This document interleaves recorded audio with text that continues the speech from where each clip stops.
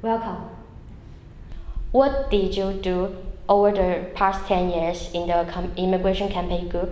Yeah, so lots of different things. So I'm part of a group called Fight Racism, Fight Imperialism.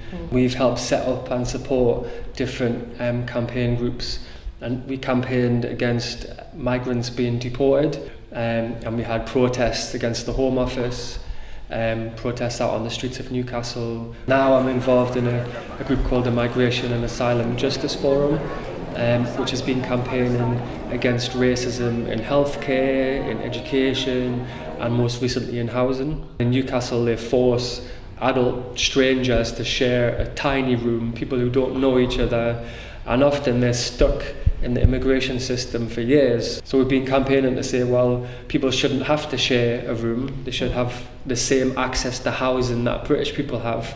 When do you have the idea of taking part in this group and to help those immigration? I got involved when I saw this group Fight Racism, Fight Imperialism. They were having a protest in Newcastle in support of Palestine, and I didn't know much about Palestine, so I asked them a bit more about it and I found out more and I got involved that way. And I think, like most people as well, I didn't know all of the things that migrants were facing, all the kind of racism they were facing, because you get the arguments in the press all the time about there not being enough room in Britain, that migrants are coming here to take jobs and homes, and that affects you. But when I went on a march of asylum seekers who were demanding the right to work, and there was hundreds and hundreds of people out marching, and it just changed my way of thinking really quickly, and I said, wow, this is amazing, and I need to be part of this. So that made me think, right, this is what I need to dedicate my time to. Do you feel like you're like a hero when you finally succeed to help others? Not really. I don't think that I'm this great person, and I do want to try and change the world, but I don't feel like a better person for being involved. I just think it's my duty to do that. You said duty, so why do you think it's your duty? I don't see that these people are my enemy. I see them as brothers and sisters. I'm quite lucky that I've lived in this country that's not facing war like countries in the Middle East. Iraq has been bombed by the British Royal Air Force 7 times in the last 100 years and destroyed that country massively. That's not happening to Britain. We're in quite a lucky position. So we need to realise that we are living in this country. It's our duty to speak out against the crimes that our government is committing. Do you make some challenge that you want to give art those kind of things?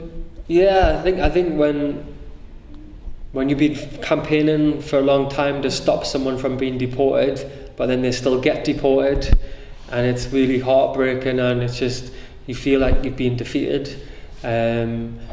Or when you're just doing the kind of same thing every week for so long, you kind of think, oh well, my life would be easier if I didn't campaign.